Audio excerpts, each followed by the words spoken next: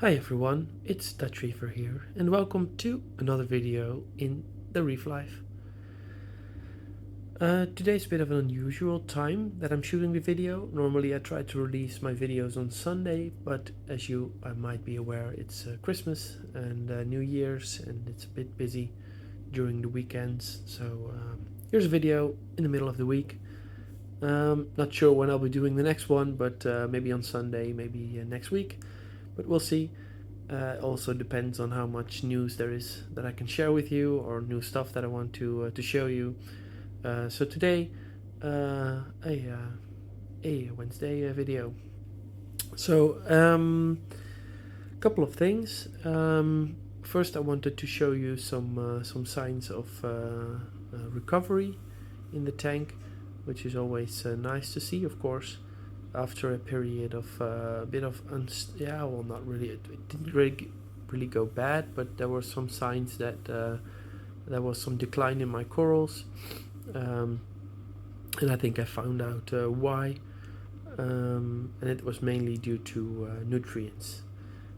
So in the past, if you I don't know if you know, but I've always tried to run my tanks a bit high on nutrients. Didn't have a lot of SPS, just a couple of pieces, mostly LPS, Zoanthus, and Rhodactis and Ricordea.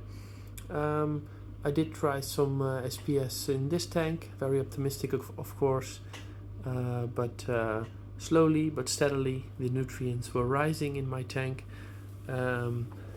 from just 1 or 2 nitrate to about 15, 20. And of the PO4, the phosphates were rising from 0.01, 0.02 to 0.1, so that's a 10 times increase. And even though that's still acceptable and manageable,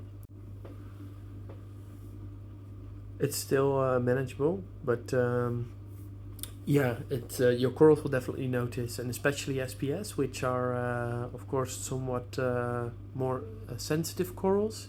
They need very stable water parameters, so I can imagine that especially new SPS corals that were in my tank couldn't appreciate the sudden increase or the slow increase in nutrients, and thus decided to to die off.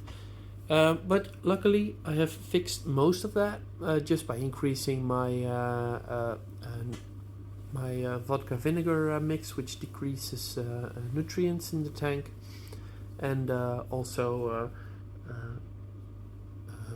that means that the polyps generally are more open and more expanded, which also increases the growth of the corals, which then in turn uses calcium and magnesium and alkalinity out of the tank, which also kind of stabilize the usage of those base elements that I'm dosing with the Aqua Forest 123 Plus or ABC Plus.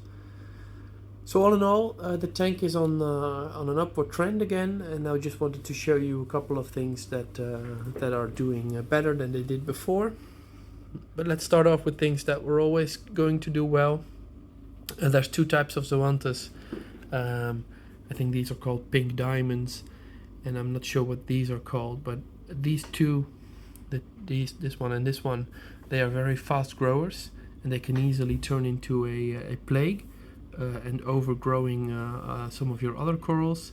So I decided to put this one near where the eel is, so the entrance to its PVC pipe is a bit more hidden, and also it has plenty of room to grow before it actually starts reaching other parts of the reef. And I think that looks really cool, just a little flower bed before the main layer of the ribbon eel.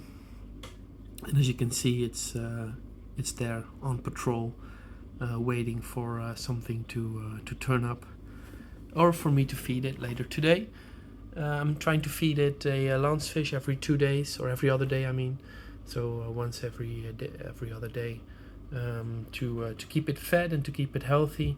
And you have to be a bit, if you have a ribbon eel, you have to be a bit cautious with the type of food that you're giving it. They can be very picky on the freshness of the food. So the lancefish that I'm feeding are freshly caught by a local person, than frozen immediately. So when you unfreeze them, or when you take them out of the freezer and put them in some hot water, they're still very fresh. You can also smell that they are still very fresh, and of course the ribbon eel can also smell that, so it will eat it, accept it more readily, and just eat it instantly. They swallow them whole, by the way, so don't be surprised when you have a big lancefish. It can swallow it in a couple of seconds. But that's very cool. And these ones are even more aggressive in their growth, so I'm not putting them anywhere on the reef, since that would be too big of a risk for if they overgrow parts of the rocks. And of course you always have to be careful with the zoanthus when you remove them from your tank, and not to get any juice from them in your eyes.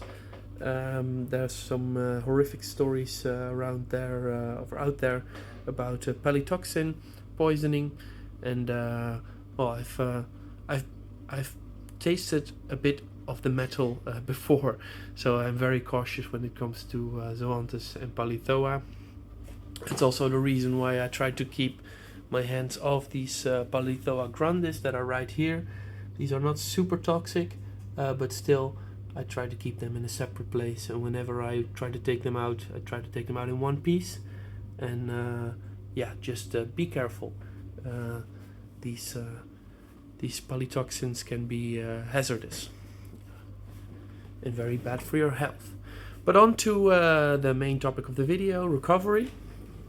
So I think one of the best places to look is the Zoanthus Island. First I want to show you this piece of leather coral right here. This piece of soft coral. Well, as you can see, I hope this shows well in 4K quality. The polyp expansion is great. You can actually see little polyps coming out of this. It's still a small frag. I recovered it from a large piece which died about a year ago, and finally it shows some recovery. The color is of course amazing, and yeah, it's just generally a very nice coral to watch. And it grows very slowly, but then again, slow and steady wins the race in this hobby. Also, the zoanthus are slowly recovering. There were a couple of them which were not doing too well. I actually was afraid that they would decline into nothing.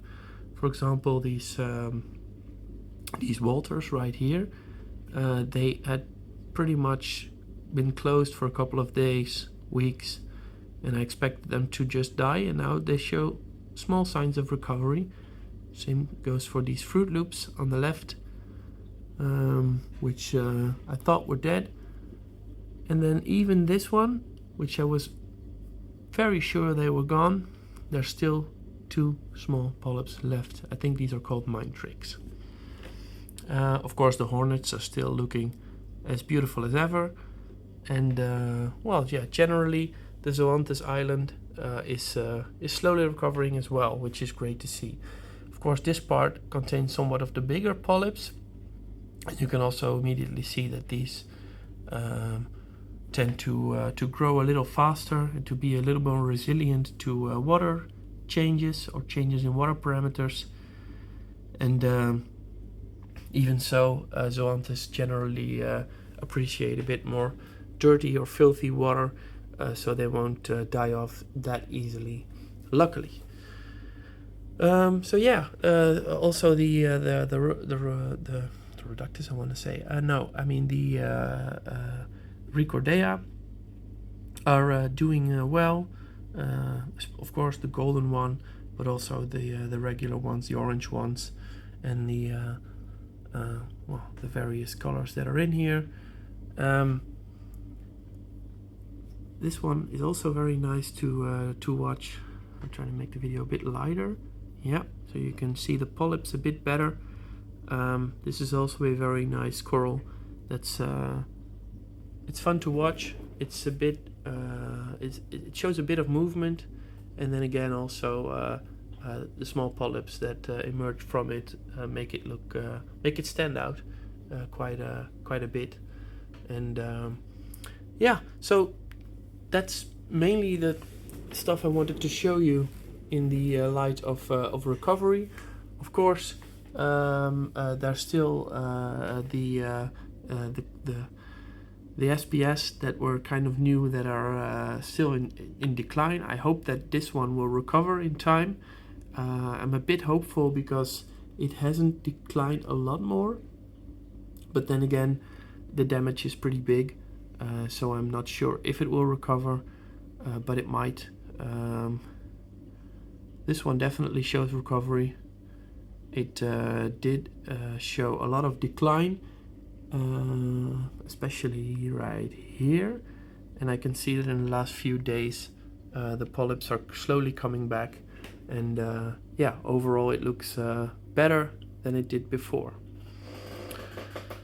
So yeah, slowly getting back to normal.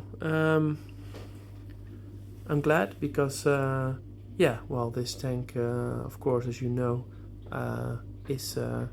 has been running since the start of this year, or I want to say start of this year, but I mean since the summer, since I broke down my large tank, which was mainly a fish tank, which I couldn't get under control. So I'm glad that this one is slowly getting back to normal. I just cleaned the gyres yesterday. They definitely needed some cleaning because the flow was not sufficient anymore. So I think also having a good flow again is important. So yeah, thanks for watching. I hope you enjoyed this video. Maybe it was a bit messy, I feel like that, but yeah, well, if you made it this far, thanks for watching, and I'll see you in the next one.